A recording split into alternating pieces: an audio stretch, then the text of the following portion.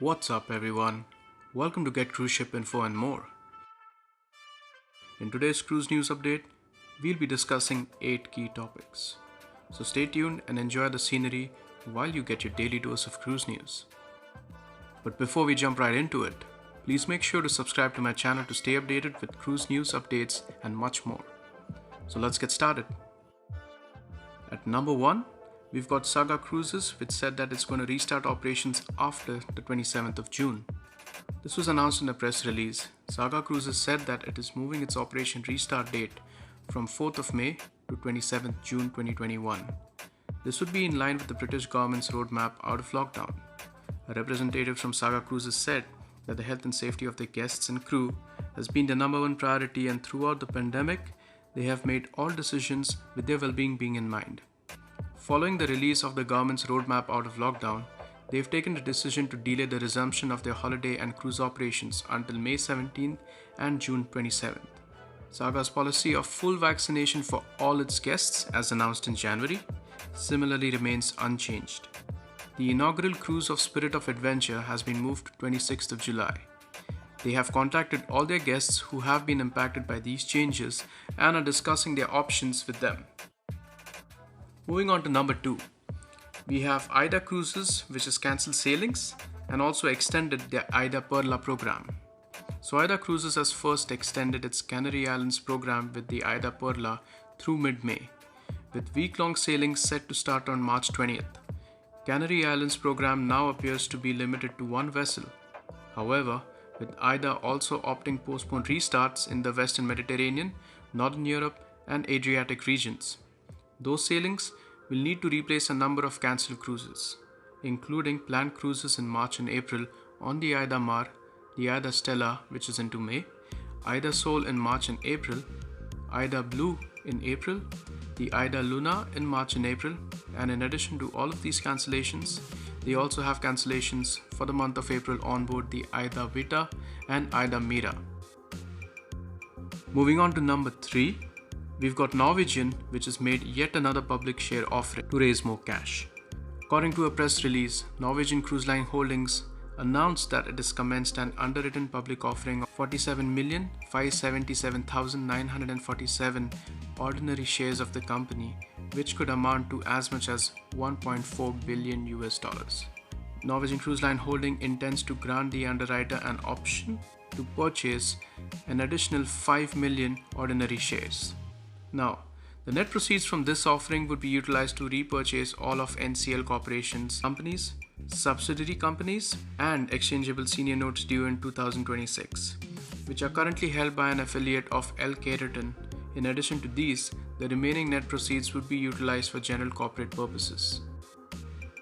At number 4, we have Scenic Group, which has announced their 2021 Kimberley Cruise season. This is exciting because in a press release announced by Scenic Group, they have given details for its 2021 Kimberley Cruise season on board the Scenic Eclipse. The new program features 2 11-day Kimberley handcrafted Discovery Voyage itineraries operating between Darwin and Broome, which departs from June 19 to August 8, 2021. Guests during the Australian season will be the first to enjoy the latest innovations on a 228-passenger Scenic Eclipse.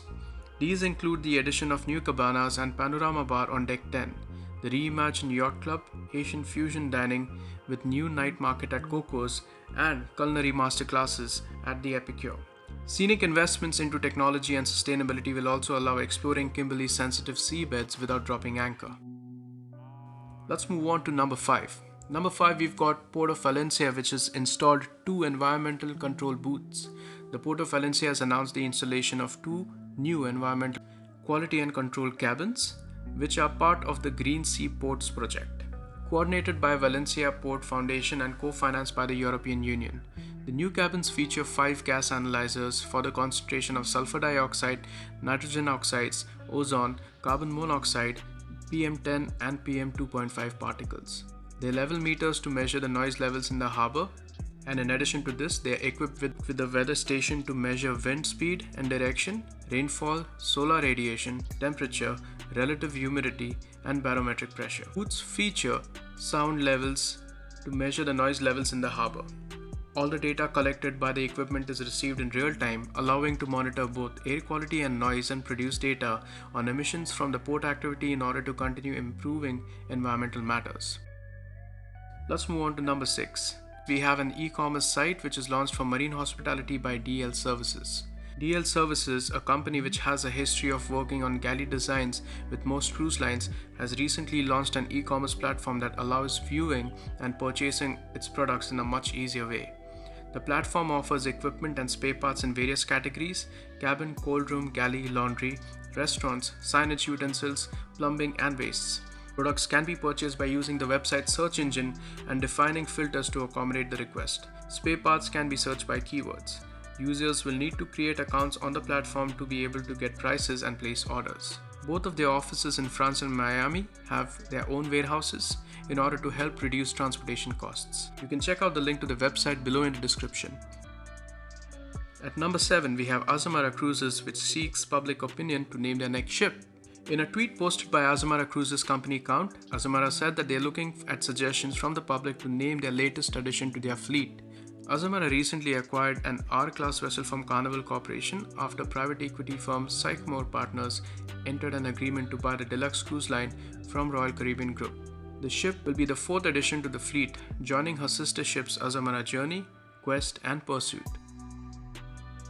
Last but not the least, at number 8, we've got Cozumel, which could possibly be the next home port for Royal Caribbean. With plans for a restart already in place, Royal Caribbean International is keeping its options open for Plan B to be executed, should there be no decision made by April in regards to sailing out of the United States. Cozumel Mayor Pedro Joaquin Delbuis mentioned recently that there is a 4th cruise ship dock currently being constructed in Cozumel and will be designated as a home port. The new cruise ship dock will be ready for use in May 2021. He noted that Royal Caribbean International could move its base of operations to Cozumel since the United States government will not allow them to operate. That's all for now, folks. If you enjoyed listening and watching to this video, please do share this video with your friends and family. And yes, please don't forget to subscribe.